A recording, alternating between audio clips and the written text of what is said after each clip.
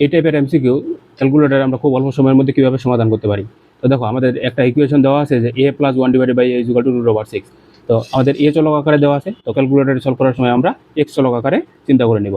তাহলে দেখো, তো প্রথমে আমরা কী করবো, যে এই ইকুয়েশনটা থেকে a এর মানটা বের করে নেওয়ার চেষ্টা করব। তাহলে দেখো আমরা x চলক আকারে ক্যালকুলেটরে চিন্তা করবো, তাহলে আমরা x এর মানটাকে বের করে নিব।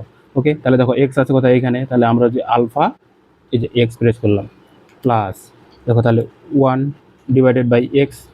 ওকে, আলফা x ইজ ইকুয়াল, এই ইকুয়াল যদি দেই তাহলে কিন্তু এরর আসবে। তাহলে দেখো আলফা, এই যে ক্যালকুলেশন দিলে আমরা x পেয়ে যাব। ওকে, ইজ ইকুয়াল টু দেখো যে √/6।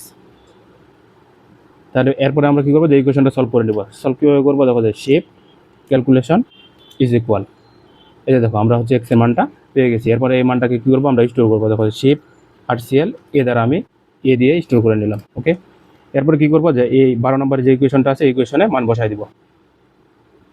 দেখো দেওয়া আছে a স্কোয়ার, তাহলে মানটা আমি সেভ করে রাখলাম। দেখো যে a, তাহলে এই মানটার উপরে a স্কোয়ার প্লাস দেখো যে 1/α a, এটার উপরে আমার স্কোয়ার ইজ ইকুয়াল টু 4। দেখো তাহলে 12 নম্বরের অ্যান্সার আসবে হচ্ছে 4।